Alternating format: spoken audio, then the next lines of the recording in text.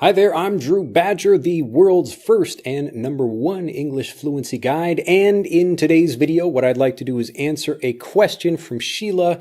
And this is, how do I stop thinking, hesitating, and translating in my head before I speak English? Now, this is a very, very common problem. So if you also have this one, we are going to give you the solution right in this video.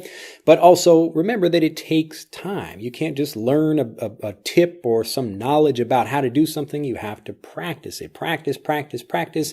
And the reason we practice is so we can develop habits. Hopefully you're learning these things and remembering this with me each time I'm teaching these things. It's all about developing the habits of a native speaker. So if you learn like a student, you're going to speak like a student. If you learn like a native speaker, you're going to speak like a native speaker. It's very obvious and very simple. Anyway, so first, let's talk about learning the wrong way if you want to be a good speaker. Learning the wrong way if you want to be a good speaker. Now, there are two ways to learn a language. The first way is the classroom way, where they give you lists of information. You do drills and hopefully try to push and force information like you're going to hammer it into your mind so that when test day comes, you can practice these things and be able to use them and pass the test.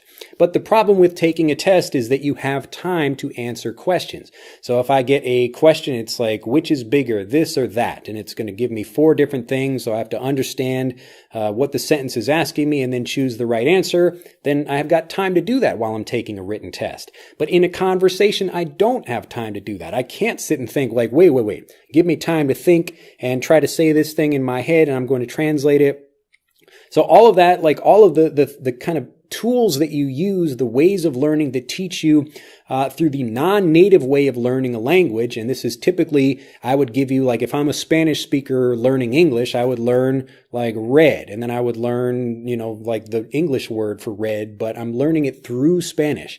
And again, learning a language through another language, you're trying to make a connection there that does help you for tests, but it does not help you when you're speaking. It actually just makes you more and more frustrated.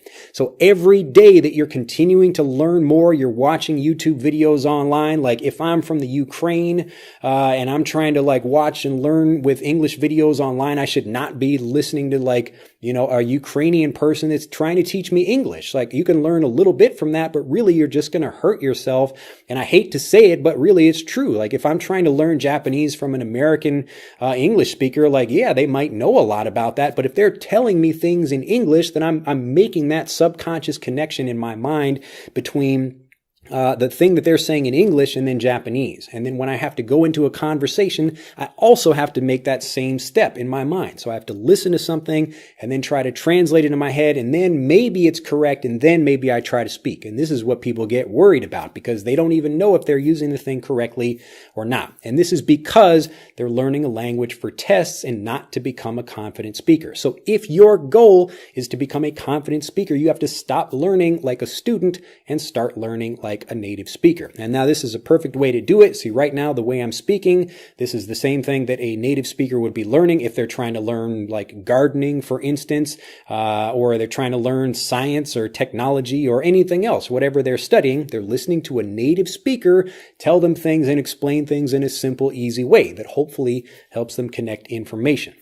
So getting back to this stopping translating things in your head before you speak, you have to, instead of learning things through your native language, which is again what's causing you to translate, you have to learn things all in English. And even if maybe your understanding level is up here, if your speaking level is down here, you have to bring your level of understanding back down here and start learning things and practicing with things that you can maybe more easily understand. So as an example, like my kind of conversation ability in Japanese is just fine. But years ago when I was trying to speak, I had to like read books for little kids or watch TV shows for little kids. Even I still go back and learn things when I'm watching TV shows with my daughter, who's about, she's almost 2 years old now. But we still will watch some TV shows in the morning and I'm always surprised at some new thing that I learned from that. But I can learn all of it in context because I'm learning it all in Japanese. And so if there's maybe 1 or 2 words that I don't understand, I understand at least 80 to 90%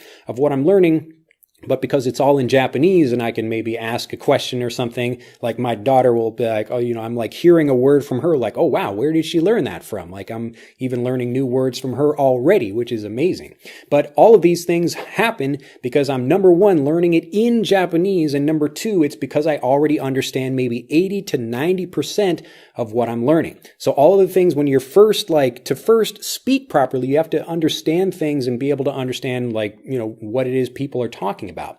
Now, from that, you can start copying the things that you hear. So instead of saying things like, I'm going to translate it in my head, just try to speak quickly, but say something very basic that you can say. So if I don't know how to say some more difficult thing, again, you bring your level of understanding and your ability level back down to where you are so you can build it up again. And so this means like I can just say a basic sentence like, my name is Drew, but I can maybe improve that to say like, her name is Drew, or her name is Sally, or, whatever. So I'm just taking that and I'm slowly changing one or two things and I'm adding maybe a little bit more. And this is the second part of that, which is like you expand on the things that you say over time. So you're practicing the same thing, but you build a kind of slight variation onto that thing. And again, my way of learning the language is really simple. You're basically just doing it the same way a native speaker does. A native speaker learn something and then they think, okay, how can I change that so I could use it in a different context? So I say, wow, it's hot in here. But maybe I walk outside and I'm like, oh, it's hot out here. Oh, wow, look at that. I can take that and like that's how a native speaker begins to play with the language and starting to use the language in English like that without thinking about it. So you're taking something and because you practiced it, then you can apply that in a different situation. And as you start doing that more and more, you translate less and less. What's really happening here is you have bad habits that cause you to translate. So now you need to remove those bad habits and replace them with good habits that actually get you speaking fluently and confidently without having to think and hesitate. Now, it really does feel amazing right now. I can speak in Japanese. Like I even just think in Japanese if I'm trying to think about what I want to say, and that's fine. Maybe I don't know some words or I'm trying to think about a different or better way to explain something. It's okay to think about things before you speak, but what you don't want to do is think about things in a different language and then try to translate that in your head. So go back to the level where you can understand at least 80 to 90% and you can actually speak that. So even if it's a simple thing, practice saying that, introduce some variations into that thing, like that sentence. So instead of I go to the park, my friend goes to the park, something like that. But this is what's going to help you develop the habit. And it's not about information you learn, like more words, more phrases, the same way that you've been learning the language before. You need to learn it all in English and then practice. It's the practice that develops the habit of fluency. And if you're not willing to do that, really, there's no help. There's really nothing you can do. There's no lesson, no program that's going to help you if you're not willing to actually just get out and practice. But the way you make practice fun is by changing things around, practicing things like I go out and say like, hey, how's it going to somebody in English? That's like a very common greeting. Hey, how's it going? How's it going? Or I could say, hey, how are you? Or how are things? How's life? How's everything? What's up? These are all different ways of saying, hello, how are you? But when you go out and practice these things, again, you're learning greetings and you're learning to say things in different ways. So it's taking one idea and introducing some variation to keep it interesting for you.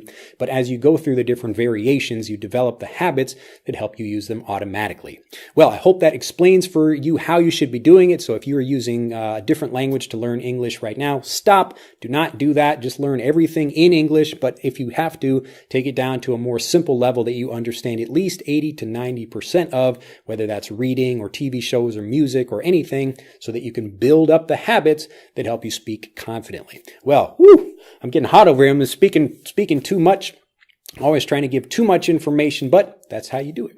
If you have enjoyed this video, do click that like button, become a subscriber to the YouTube channel, and tell like 30 people about this. If you got a classroom where you're learning with other people that are also like trying to learn it through your native language, say, hey, don't do that anymore. Go watch this guy, Drew. He'll explain to you exactly what you need to do. And that's what I will do. So I'm happy to do that. But anyway, have a fantastic day. And finally, The most important part of this is if you really want to improve not only the way you sound, the way you speak, and go into other things that help you speak automatically, take our free English fluency quiz by clicking on the link in this video. It will share exactly what you need to do in order to become a confident, fluent English speaker, specifically for the problems that you're most frustrated with, and we're happy to help you do that right now at EnglishAnyone.com, absolutely free. So click on the link in this video to begin doing that, and I will see you in the next video. Bye-bye.